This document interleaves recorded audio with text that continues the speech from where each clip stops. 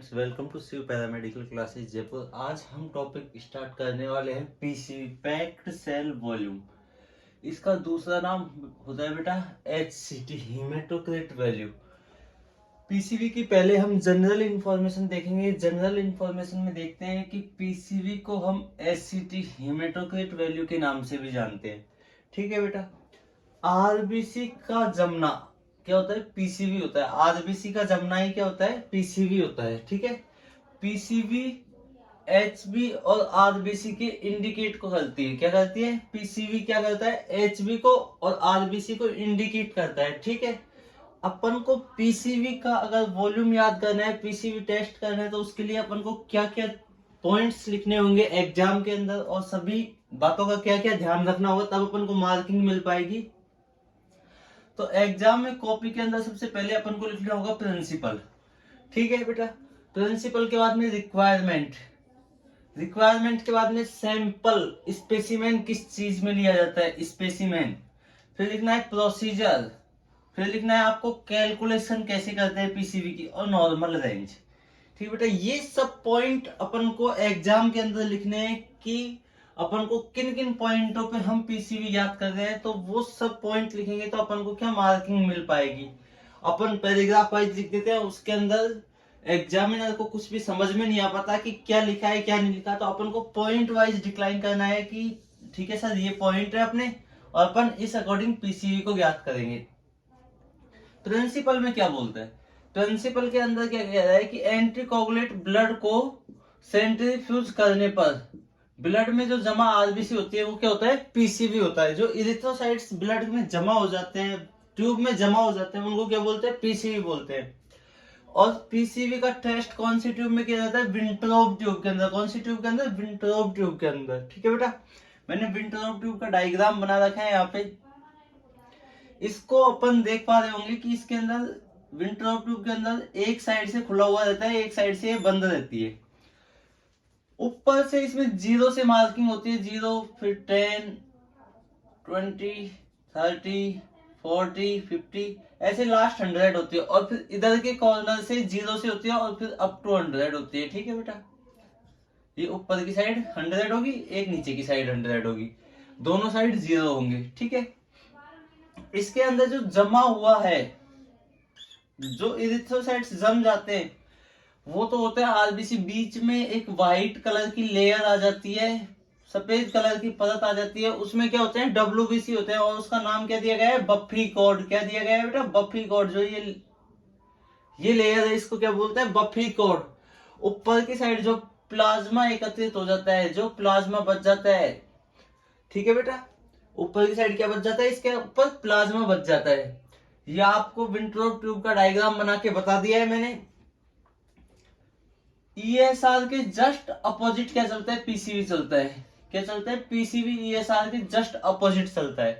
ठीक है। अगर पीसीवी बढ़ रहा है तो ईएसआर घट रहा है, ईएसआर घट रहा है तो पीसीवी बढ़ रहा है। फिर अपन को लिखनी होगी रिक्वायरमेंट। रिक्वायरमेंट क्या क्या चाहिए? रिक्वायरमेंट में देखो, विंट्रोप ट्यूब चाहिए अपन को, पास्चर पिपेट चाहिए और सेंट्रीफ्यूज चाहिए। ठीक है बेटा। ये आपकी विंट्रोप ट्यूब बना रखी है मैंने, पास्चर पिपेट, क्योंकि ये एक साइड से बंद रहती है, तो इसको भरने के लिए क्या चाहिए अपन को? Pasture pipette. और सेंट्रीफ्यूज, इसको घुमाने के लिए सेंट्रीफ्यूज की आवश्यकता होती है।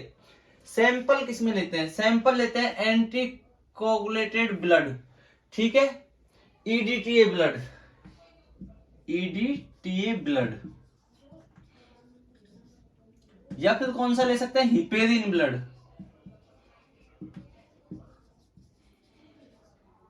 ईडीटीए ब्लड की वाइल आती है पर्पल कलर की, हिपेरिन वाइल आती है ग्रीन कलर की, कैप होती है इसके अंदर।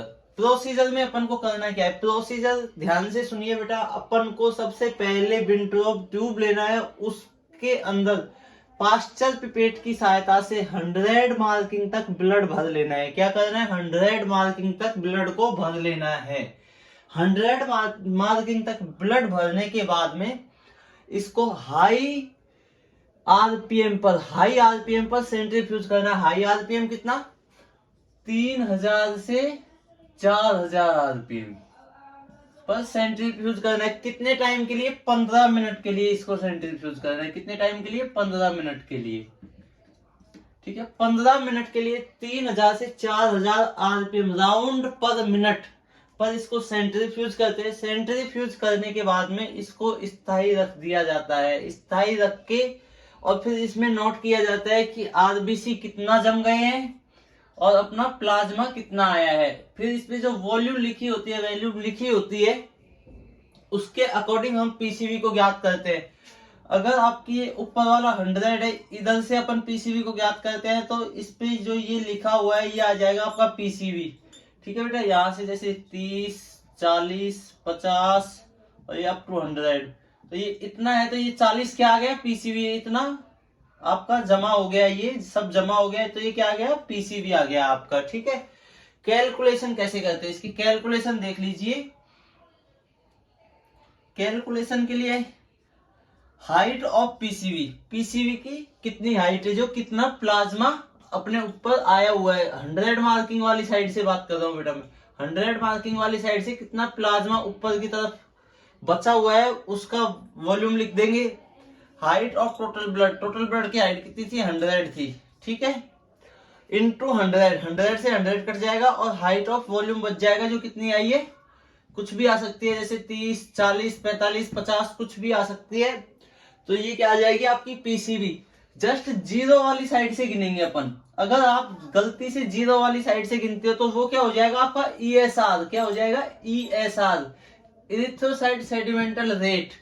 क्या हो जाएगा? ईएसआर, आरबीसी के जमने की दर। क्या? आरबीसी के जमने की दर। विंट्रोप ट्यूब के बारे में मैं हल्की सी इंफॉर्मेशन दूं आपको। विंट्रोप ट्यूब की लंबाई 11 सेंटीमीटर की होती है और अगर एमएम में बात करें तो 110 एमएम। अगर अपन इसकी नॉर्मल रेंज की बात करें तो इसकी नॉर्मल रेंज होती है बेटा मेल के अंदर 42 से 52 और फीमेल के अंदर इसकी नॉर्मल रेंज होती है 38 से 48।